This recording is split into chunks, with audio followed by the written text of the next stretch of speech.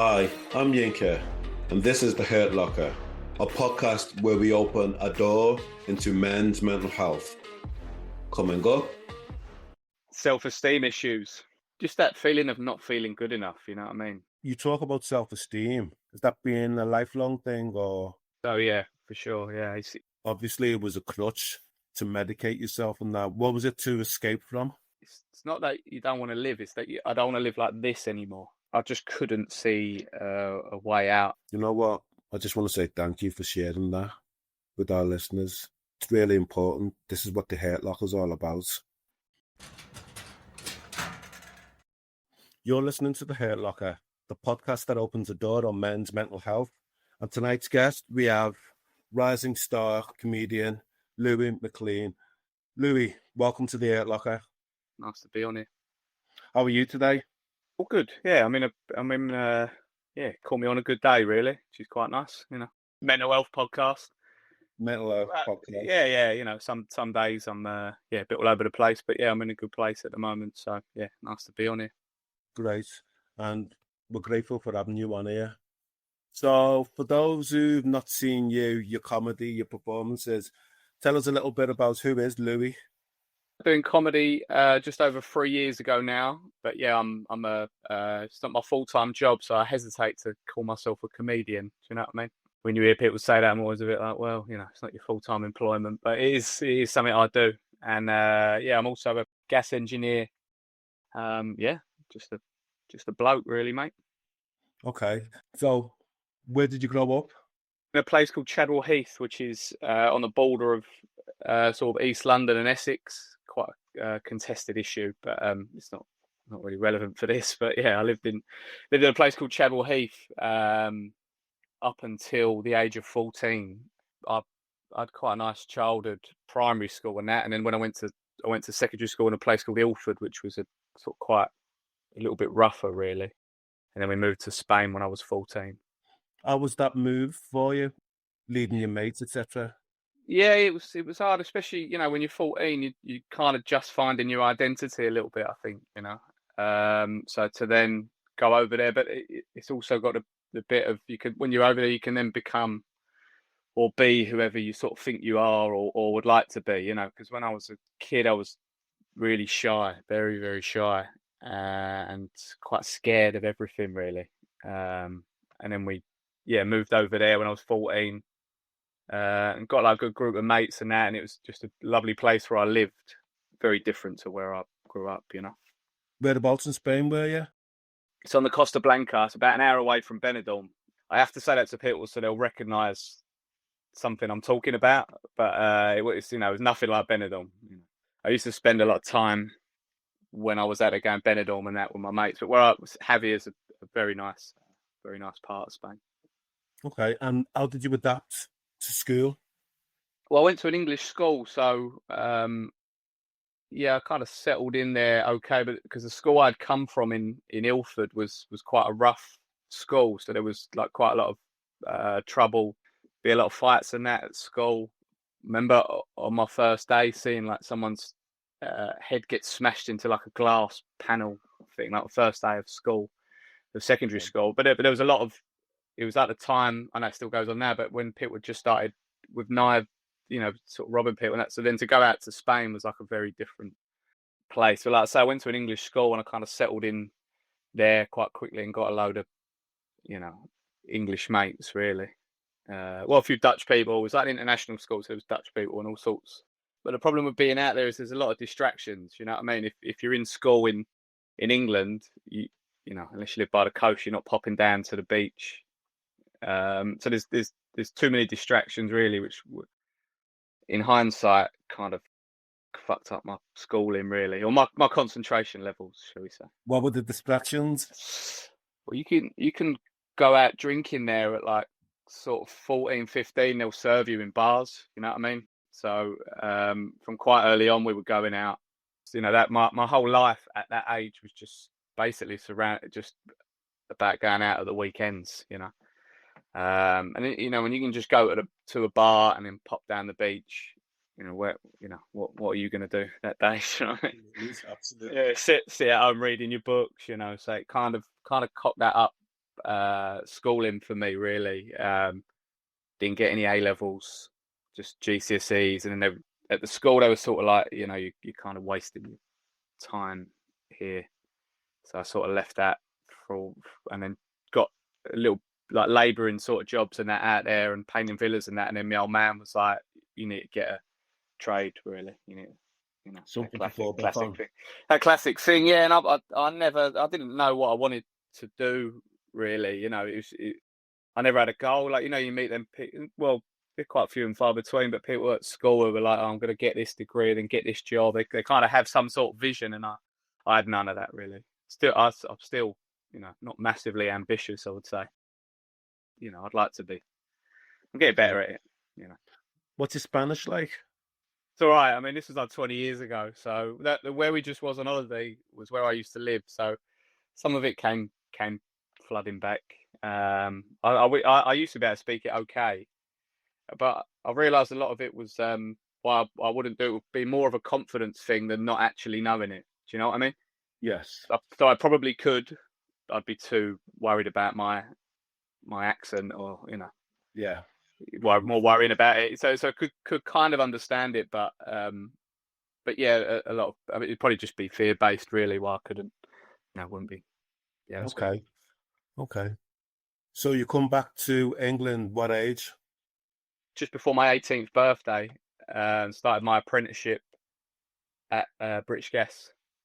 Okay. And I've just sort of been there since, and it probably wouldn't have been my choice. I'm grateful now, but it wouldn't have been, you know, I hadn't envisioned myself as a tradesman. There's anything wrong with that, but it's you know, I don't know.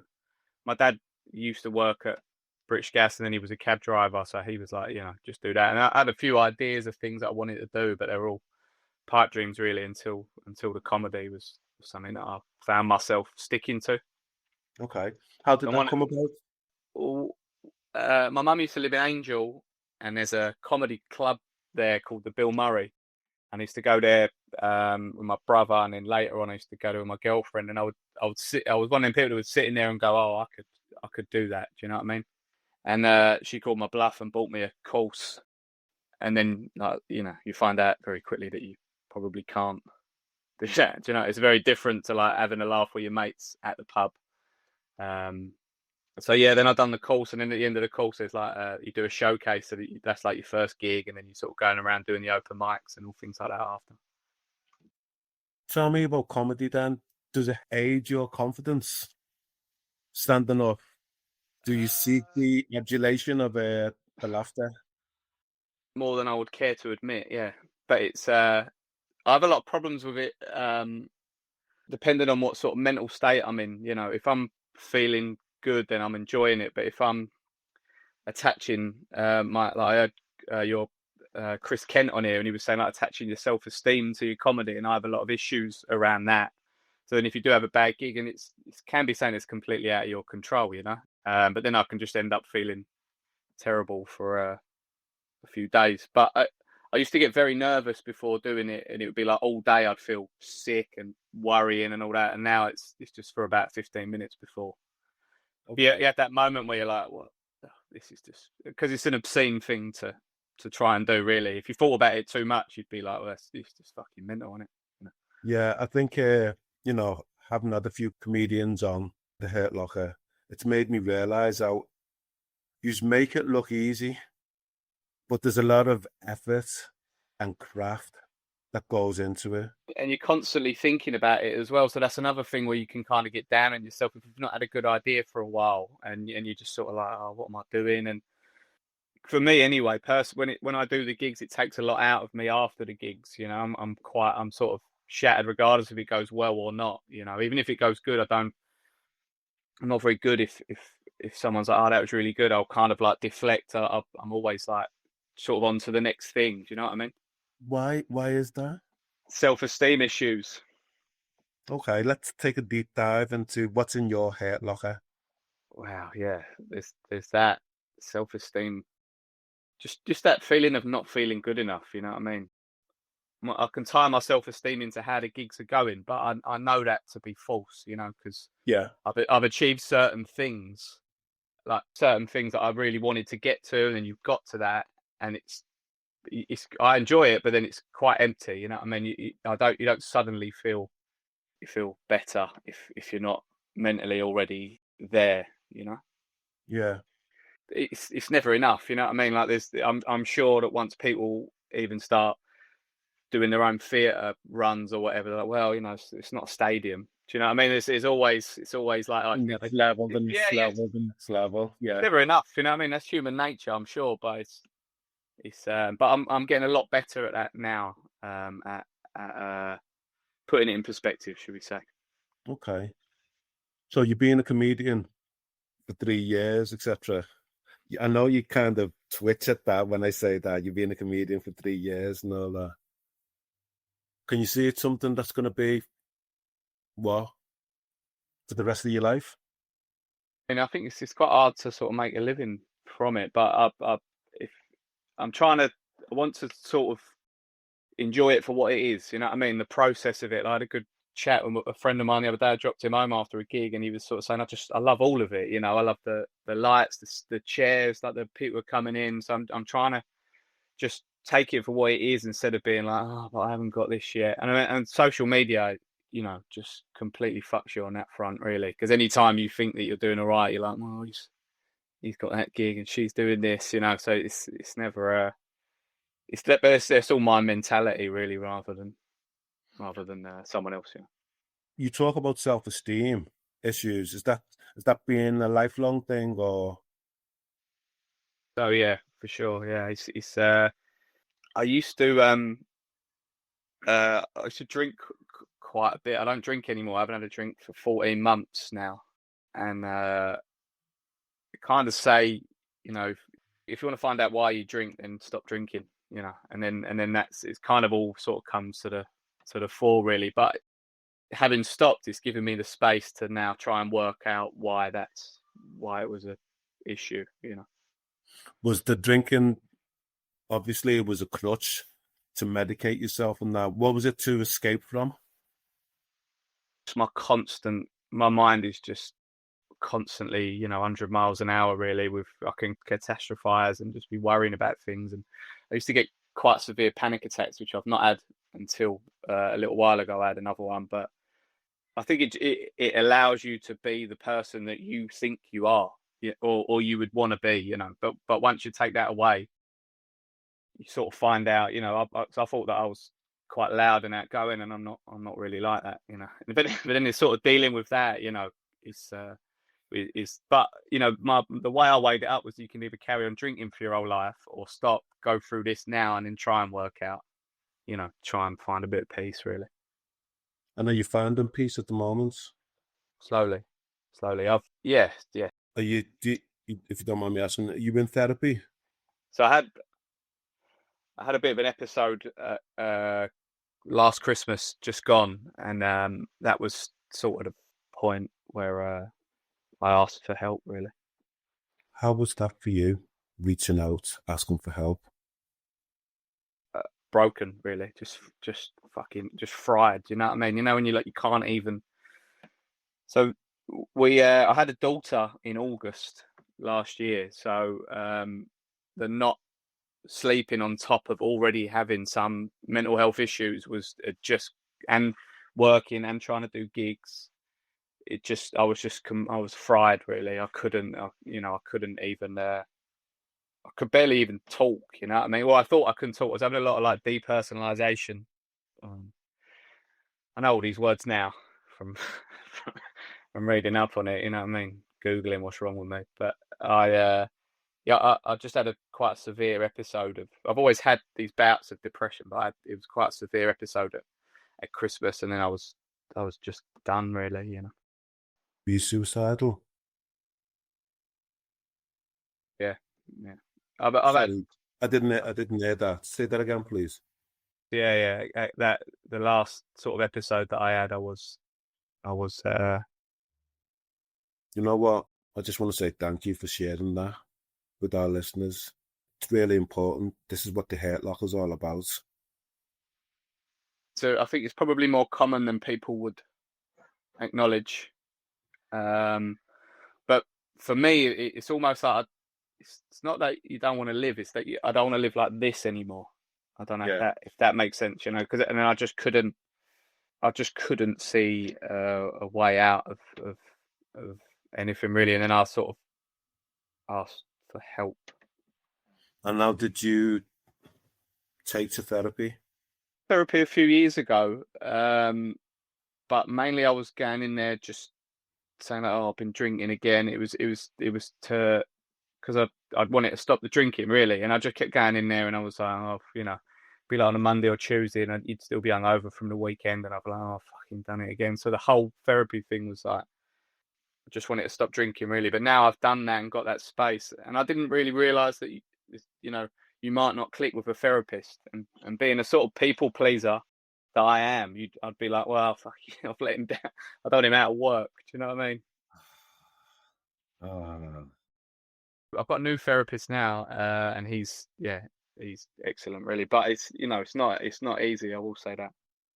I always say to people, in terms of therapy, it's a bit like whether or not you like fish and chips.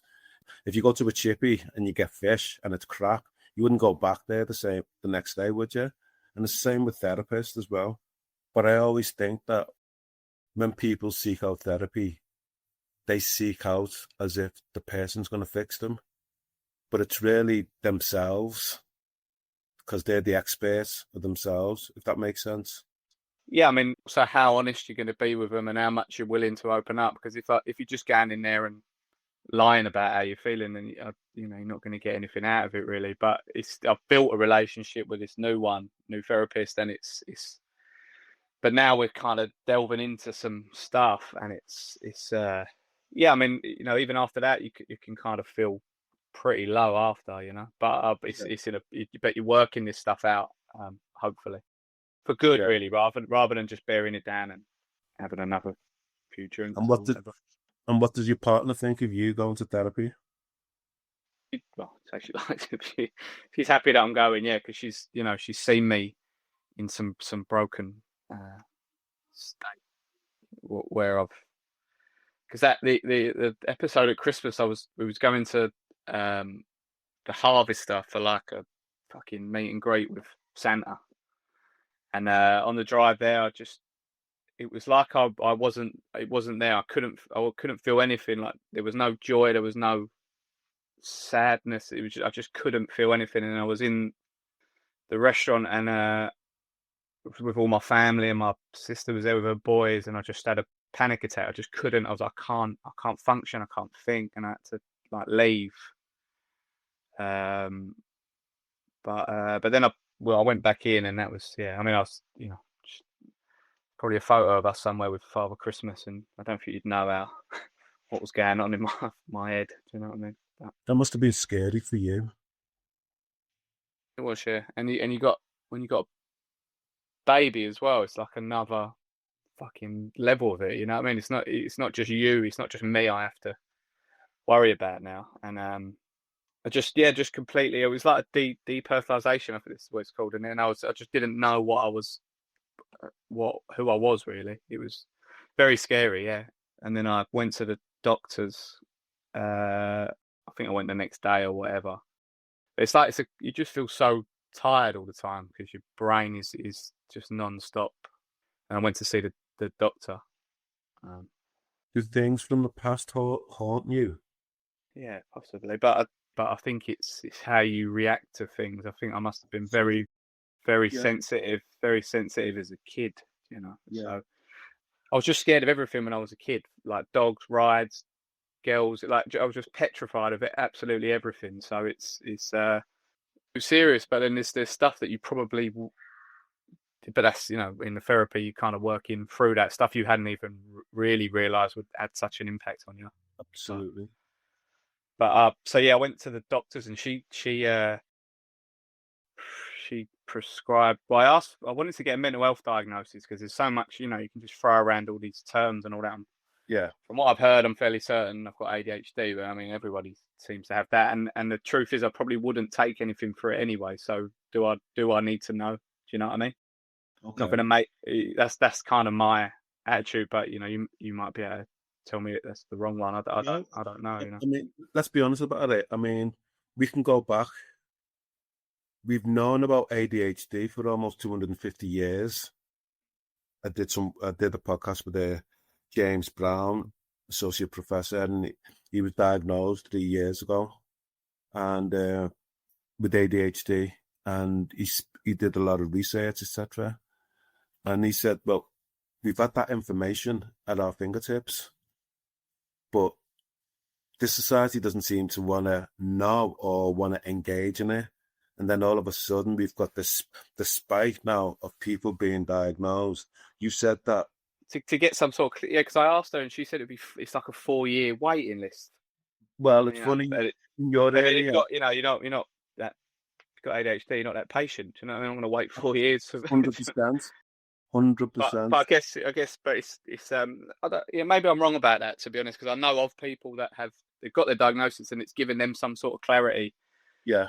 On their thinking, you know what I mean? Because I don't think it's what we would think it is. It doesn't mean you're hyperactive. It doesn't mean it can just be a way of thinking. So maybe some clarity on it would help me. I don't know, but I'd say 4 years.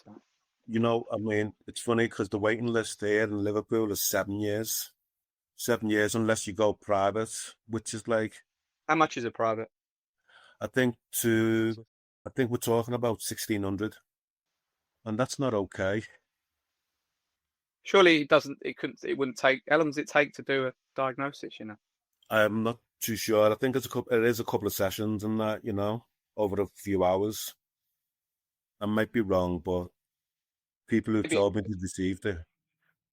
Maybe it would give a bit of clarity. But when I asked the doctor, she was kind of a bit like, oh, you know, it's 4 years. You really, you know, she was almost like you're just sort of tired. And then she prescribed me some antidepressants, which I chose not to take.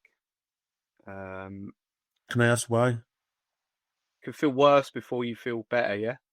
Yeah. And the way I was when I went into the doctors, I was like, if I feel worse than this, then I don't know what I'm going to do. Do you know what I mean? Yeah. So it was kind of that, really. But I know of people that are on them. And maybe it would help. I wanted to try and sort of do it naturally and start getting therapy and exercising a bit more and things like that. But I chose not to. Yeah. Are you doing the therapy? Are you going out for walks? Are you meditating? Mindfulness? Yeah. I've meditated for quite a long time now. Well, when I first got back to Spain, actually, my dad's got a mate who's like a guru bloke up in North London, and he took me to him to learn he taught me how to meditate. So I've been well, I mean, I hope he was an official guru, but I've been just his mate, I think. But I've learned to meditate, and I've been doing that. I didn't do it initially from then because my mind was just too sort of wide, but I do it every morning, and I've started doing it in the afternoons as well. So nice. You know, I like doing it, but sometimes I feel like it can it makes you feel relaxed, but then it can also make me just feel nothing. You know what I mean? So it can kind of calm down the continual negative thought patterns or whatever. But I do feel like sometimes it maybe it robs a little bit of you. I still do it religiously. So yeah. Okay. Do you journal? Just started doing that. I don't know if what I'm doing is I just sort of write where you're at and all that, don't you?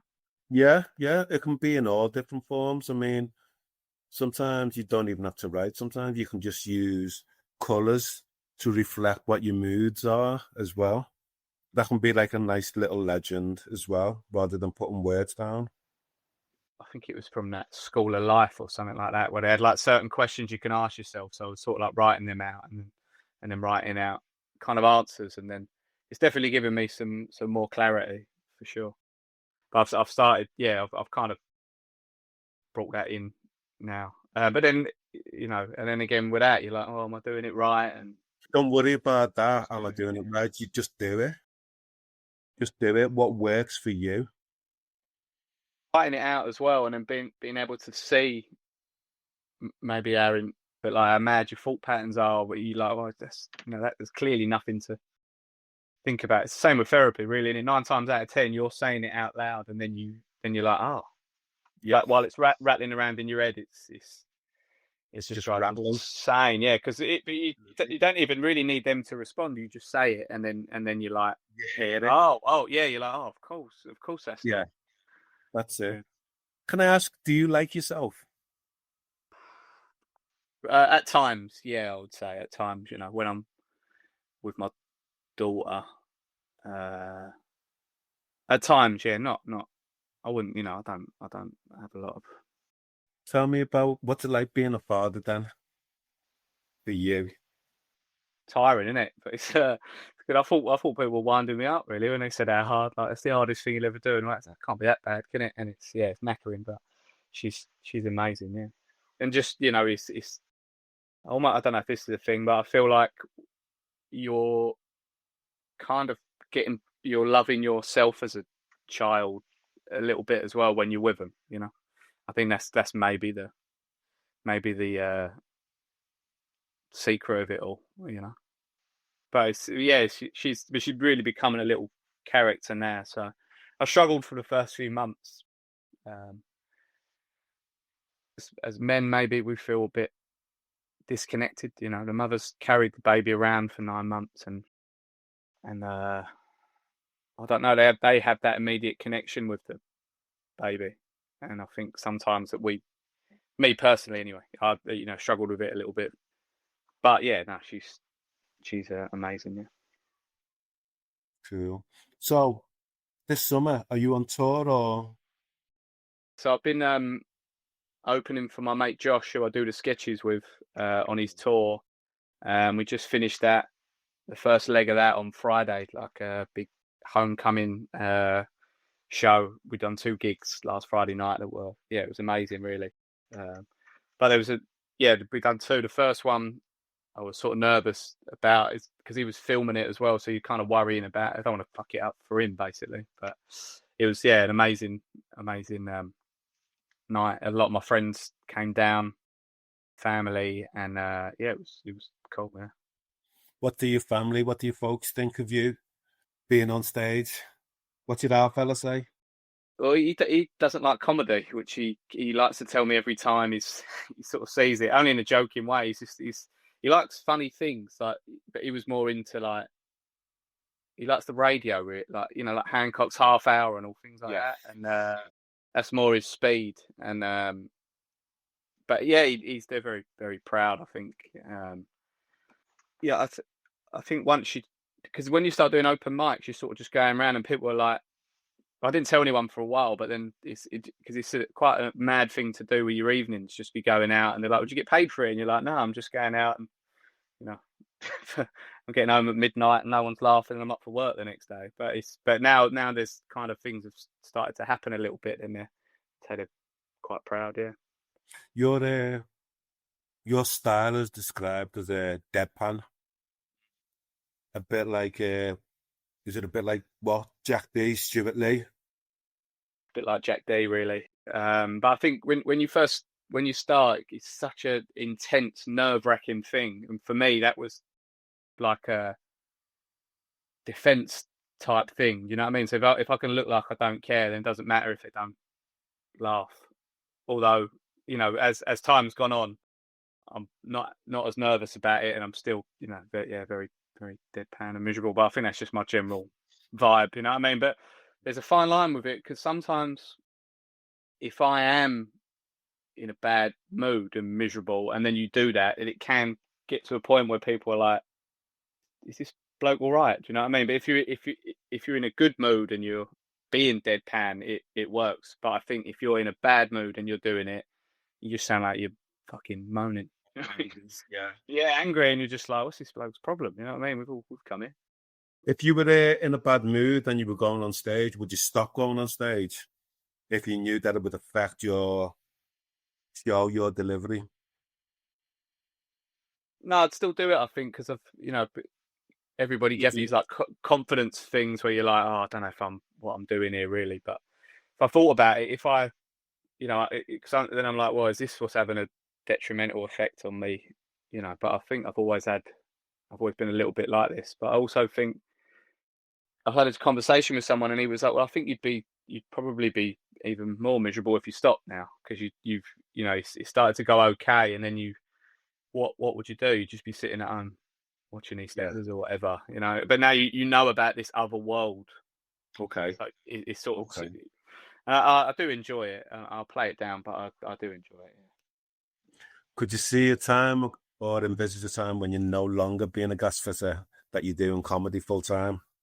Would you like that? That'd be the dream. Yeah. I'd love that, mate. Yeah. It's like having two jobs at the moment, but And that must be hard. It's knackering. Yeah, it's completely knackering. But then sometimes I'll be working on someone's boiler or whatever, and then you get recognised by someone because our sketches are online or whatever, and they're like, "Are you that bloke?" And I'll just say no, because I can't. Do you know what I mean? I can't, because I can't. Well, if I don't fix the boiler as well, we don't want complaints online. You know what I mean? So I want them to be like, "Oh, he's fucking, the sketches are all right, but he don't know what he's fucking doing." You know what I mean? But I have to try and. But yeah, I'm getting a little bit better at that, really. If people recognise me, because I was denying it for quite a while. Well, just embrace it. I am getting better at it now, to be fair. And after the shows on Friday, Josh, my mate, he does like a meet and greet with the fans. So he was, and on some nights I'd been avoiding that, but I thought, no, I'll just go out there and meet people, and it was nice shaking hands and all that. You've got a hard job as it is. I think just to feel the adulation from the crowd. To me, someone saying something good is as bad as someone just going, "Oh, you shit." You know what I mean? So that's something that I'm working on. To me, that's as painful to me. Do you know what I mean? Think that's a therapy then. Yeah. We won't get into that here, mate. Recent comedians have spoke about the likes of, I don't know if you've ever done the Edinburgh Fringe and all of that, but a couple of days before, yeah, I'm not going this year, but I'm hoping to maybe do a show next year or the year after. But I only went up there for a couple of days to do a competition, and I weren't drinking, so it was all right. But you can see it kind of. I went up twice, once at the beginning of the month, and then once 3 weeks in, and you can see it having a detrimental effect. By the third week, people look a bit, fucked, for want of a better word. Yeah. I think it would take it out of me, so I'd have to be kind of really into what I was. Plan it, prepare, have safeguards as well. Yeah, and I think you can just go out there and do your show, but I think you could get caught up in the partying of it all as well, and then it's all going to have a knock-on effect. You know what I mean? Depends what you want out of it, really. But what fucks me up with gigs and things like that is putting all these expectations on how the gig's going to go and what's going to happen after, almost, like I'm going to come off stage and someone's going to be there with a contract or whatever, but you have to that will just ruin the whole thing. You have to kind of take that out of it and just enjoy it for what it is, because you can only do what you're doing, really. Absolutely. Do you think being a comedian nowadays is getting harder? Yeah, and you've got to play the game a little bit with social media. That's what I was going to refer to as well. You've got to do your sketches and all of that. Yeah, and I'll put out like a couple of clips and things like that. But I find the whole thing of it, and for how I am, I delete Instagram off my phone for a few days of the week or whatever. Otherwise, I'm just scrolling through it constantly, and I don't think that's very good for creativity either, just to be stuck online, because you're just regurgitating what everybody else has said. You've got no time to think. If you're any free time that you have, you're on social media, I think what I noticed sort of after I had that bit of a breakdown really at Christmas was that I was just consuming so much information all the time. Do you know what I mean? That you're driving around, you're listening to podcasts, you're reading, you're writing, you're watching films, and it's just listening to music. It's just everything. It's just so much information, and I know when my mental health is spiraling because I'll be listening to LBC, and then I'm like, oh, okay, that's what I'm trying to find, something to start worrying about, really, like World War III or whatever. Do you know what I mean? So I'm trying to cling on to. It's like you're or like I'll be reading a lot of self-help stuff, and I'm like, oh, okay, something's going wrong here. Not going wrong, but something's what's missing. You know, and then normally it's I just need to sit there and do fuck all. You know, as Mickey Flanagan says, proper fuck all, like just staring at the wall. Do you know what I mean? Like not because that would be watching telly or listening to some. But I mean, literally nothing is the best thing, I think. What's your downtime like when you do have a downtime? But that was another thing. I was just completely burnt out, really, because you're getting from work, you're eating, and you're running off to go and do a gig, and there's no time to just sit there and relax. But I'm getting better at carving out that time, I think, because I understand how important that is. Otherwise, I'm going to be, like I say, just in a mess, really. And if I don't do that, then you can't have any of the other stuff. 100%. Do you recognise if you were coming close to burnout? Yeah, I can. I recognise it now. Yeah, like I say, I'll be sort of. It's almost like you struggle. I'm scratching around for an answer somewhere. Do you know what I mean? That's kind of when I'll be like, you know, I'm online listening to fucking, you know, Rum Dust and like, which are all great things, but I know that if I'm doing too much of that, then I'm, you know, I'm trying to find an answer, and I don't really think there is. You know what I mean? I think you probably already know. You know what? Already know. Yeah, the answer's probably just in you. And if it, like I say, if I've already done that for years, then hopefully one of them things would pop up. You know what I mean? Like all these, because there's so many. Once if you start looking at them self-help things, or you know, watch this 10-minute video, and this is the key to your life. You know what I mean? And it ain't. You know, it's there's more information that you're piling on. To I was already overloaded, and I needed to delete some of that stuff, really. Louis, you mentioned it before, and I'm just wondering, people pleaser. Who is it that you're pleasing? I think it's you just want to be liked, really. You know what I mean? I'm going through a lot of that stuff in therapy, so you know. Yeah, that's okay. We don't want to. It's all right. Flag anyone off, really. No, but it's but you do it's I don't know. It's almost a fear of people, because for me, if someone's laughing, then I know they like me. Do you know what I mean? Yeah. That's kind of how I've always operated, and growing up with when you got ginger hair and that, people take the piss out of you at school, so you need to learn some other ways of dealing with that, which is normally, you know, get good at playing football and try and be a bit funny. Yeah. So then for me, but then the problem is then when you start doing comedy, you're then tying that in with something you're trying to do, you know. But I've got better at separating them things. But yeah, I don't know. But I'd normally try and do something to please someone else to the detriment of myself, probably. Now you know that. What do you do with it? Sometimes I worry now that you're being a bit of an arsehole. Do you know what I mean? Why? No, I know you're not. But why does your mind go that way? Take that route? Because you've heard me ask this before, but who's the most important person in your life? My daughter now. It's you. You're the most important person in your life. I don't. How does that feel, me saying that to you? Don't believe you, mate. Okay, that's cool. That's cool. No, I understand that you need to be a bit more. I think if I even had 10% of being a little bit more like that, than putting everything that I do down or myself, then then I wouldn't. It would be it wouldn't be a problem, really, you know. But I don't. Yeah, I struggle with it. I really do.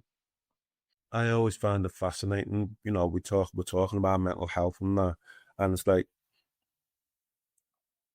I think there's this assumption that comedians have got it all boxed off. You know, that they don't have any struggles in life, they don't have any life challenges and all of that. You know, they can go out there on the stage with the light and make the world laugh.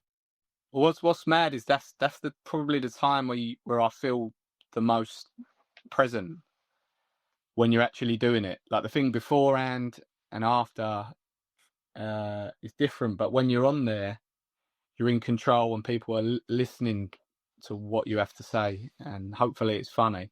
But I think that's the time when you also, I don't know if that's also an ADHD thing where it's like it's such an intense thing that you can only be present, you know. Yeah, but also at the same time, you're being seen, Yeah. and that's important as well. Yeah, and it's you're in. I mean, things can go wrong, obviously, but but on the times when that has happened, things go, people shouting stuff out or whatever. It's perfectly fine, really. You just deal with it. No, because you're in that role, so you're okay with that. I think, you know what? I've loved having you on the Hurt Locker because it's not easy. It's not comfortable. But one of the things that I've got to say I've admired about you is your authenticity, your honesty. You haven't kind of tried to swerve me, you know. I see you, and that's important. Sometimes I think because I'm quite open with people if I'm not not feeling good or whatever, or but sometimes I can do that with people I don't really know that well, and then you're like, well, some people don't want to hear it so much. Do you know what I mean? I know this is a mental health podcast and all that, but you can like open up too much to someone, and then you're like, oh, I shouldn't have Overshared. Yeah. Just you feel like you've overshared, and yeah. And sure, yeah. what I think as well is that we should have more of these meaningful conversations. Yeah, all my pals are very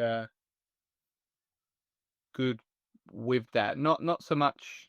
But if I had a problem, then they'd be like, "Come on, we'll go out for a bit of dinner." Like, we would do stuff. You know what I mean? And then we'd sort of discuss it. And so my mates are very very good for that, really. But not in a way where they're like overly, But they would definitely help.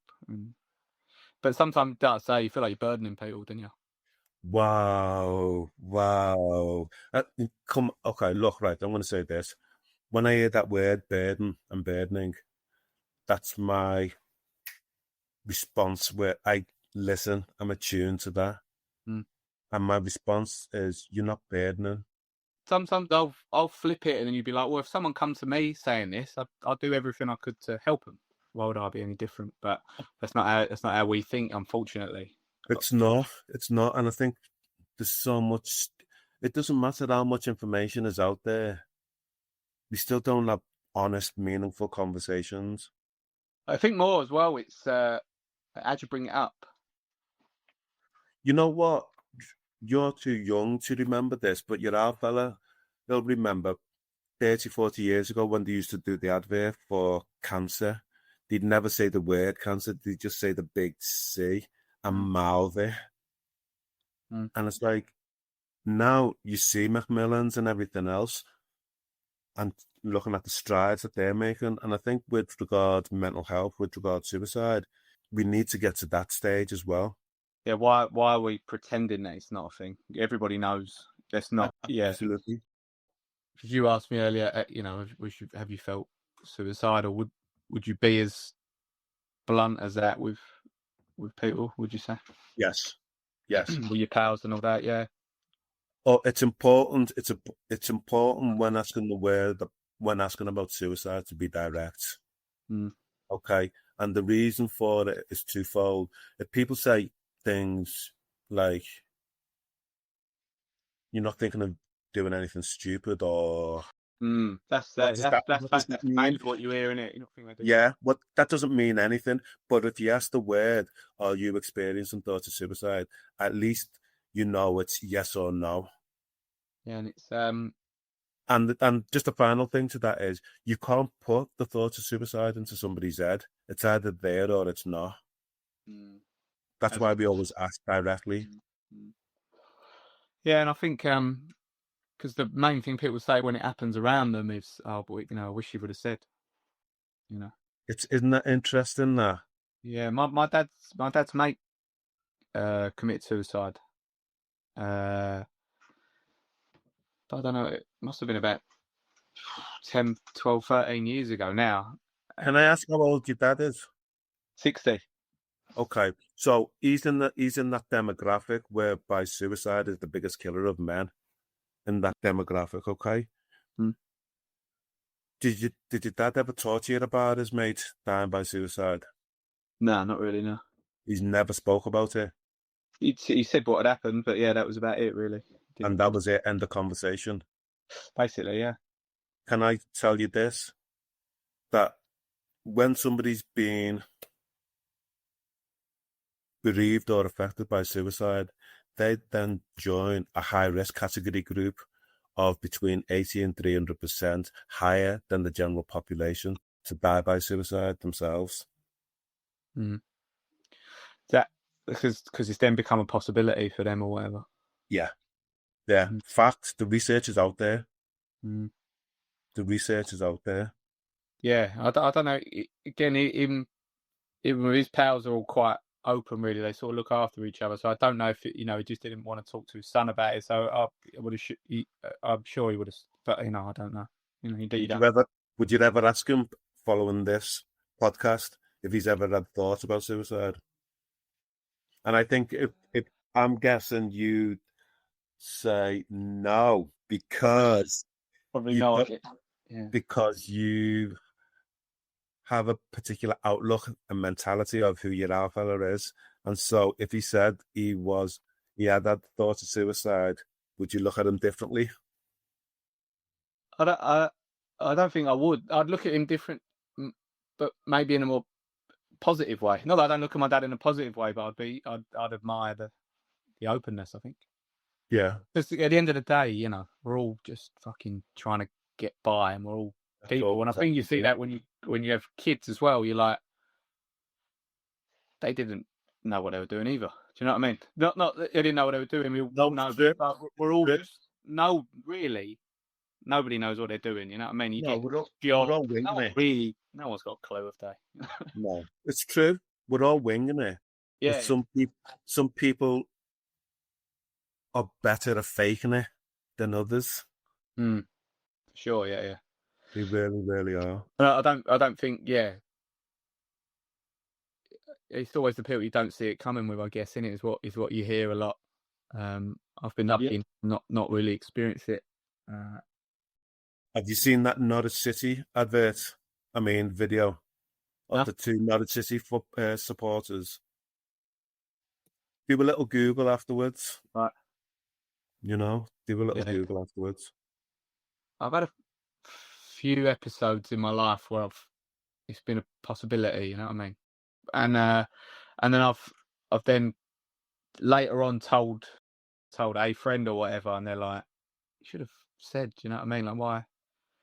Well, quite a few years ago now, I was out with my mate and we were sort of like drinking or whatever. And I don't know, I can't really remember because I was hammered, but I must have been saying something. I don't know. But the next day, he sort of texted me to say, "Look, if you're feeling anything, we'll get you help. We'll look after you. Like if you need any help." And it was just when Keith Flint had.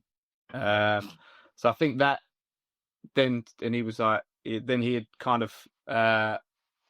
Become aware of the signs or whatever. It kind of made people aware for a little while, It's terrible that it has to happen, like that, but and then that's sort of like the first time I got a bit of help, really. And did you receive it? Did you accept it? I did, yeah. It just made me really emotional when he said it, you know what I mean? Because you don't think about people thinking of you like that. Why? Louie, you're loved. Yeah, I know. Lads, you're loved. Look, and you know what you just did then? You looked away then as if like I don't want to hear that. Yeah. Trying to escape, mate. Dinner's ready. But I think, but yeah, no, it is. I think,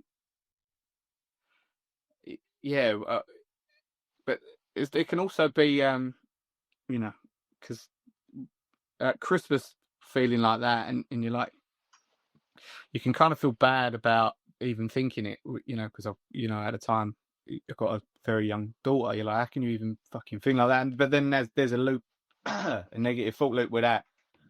Whereas probably it would be better to express it and get help, which is what I did. But I think it can. There's a lot of negativity that comes with that. Like, how could you even think something like that? And it's like you don't control what you think, you know. No, you don't.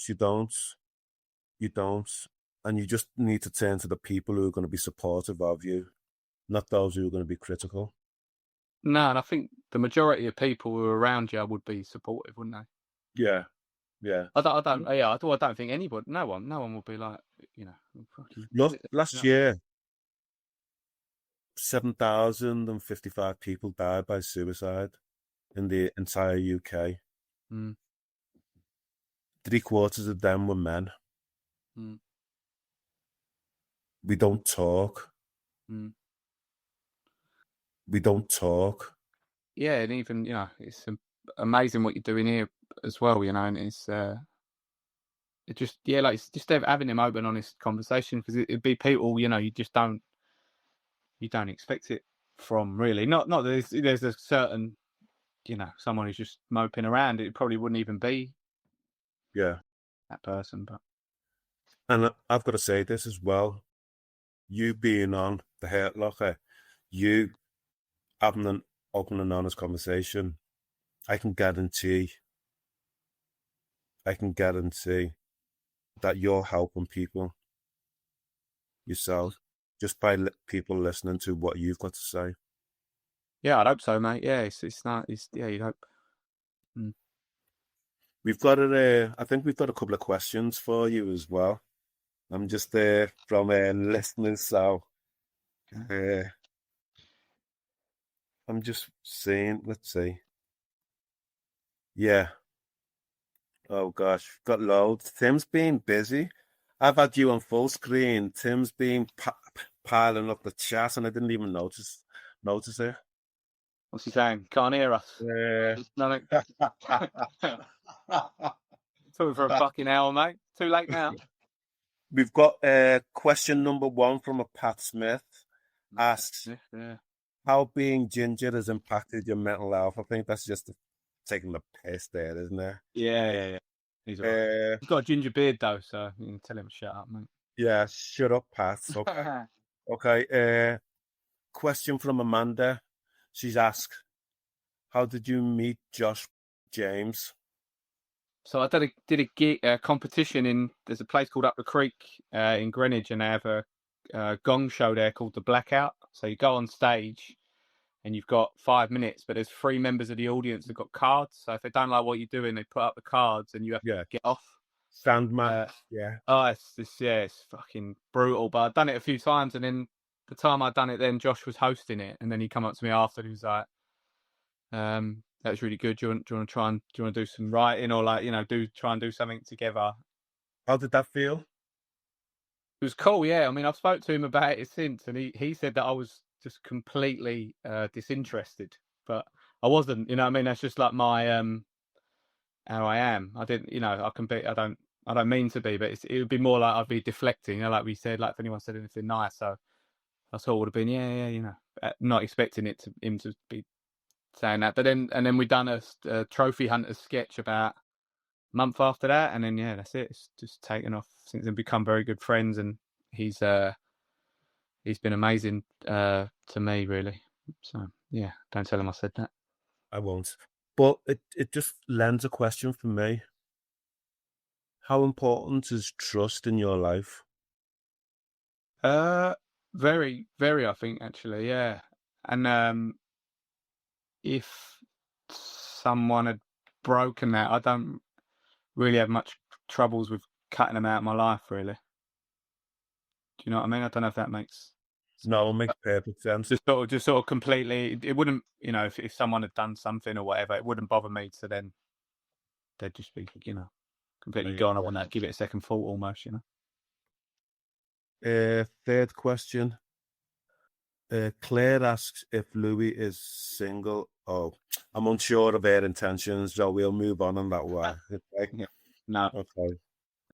Ah, interesting. Going back to when we were talking about receiving an assessment, Tim's give us a stat that there's been a 900% increase in referrals. Right. Looks like. But no test. He says it is with 15 minutes, 15 questions, but it takes ages to get to the session. Right. Could that it's like the 4-year waiting list? Could that not just cause more problems for people who just sort of, you know, 100% quickly need fucking help? You know what I mean? 100% it does.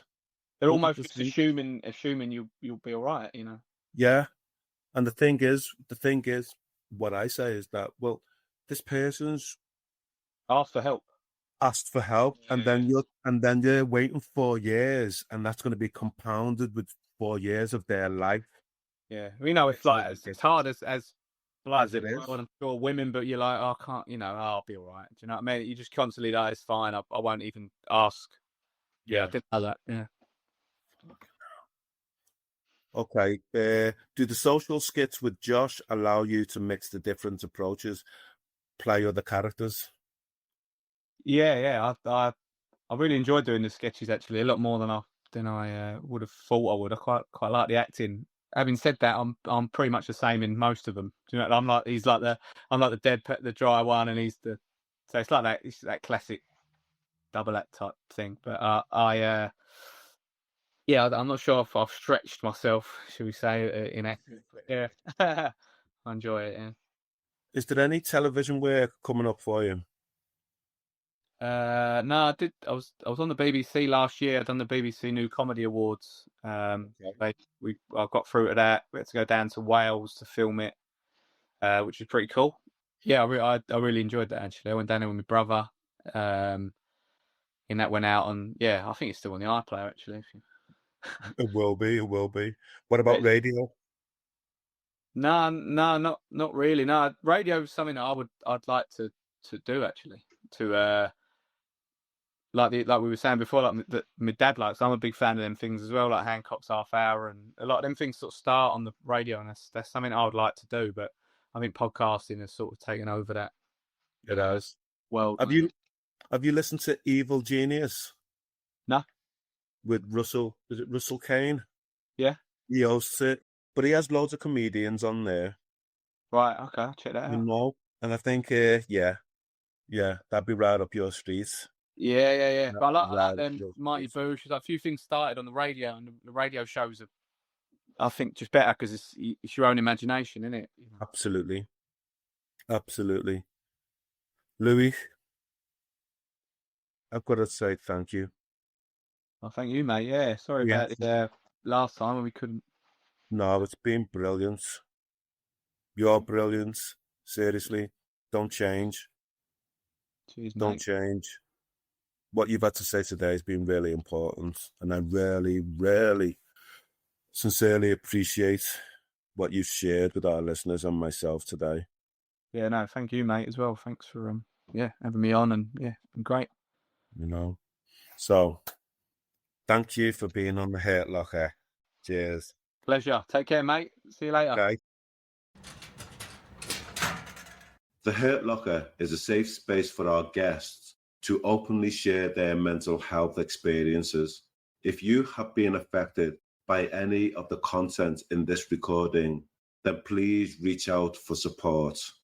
If it is an emergency, dial 999.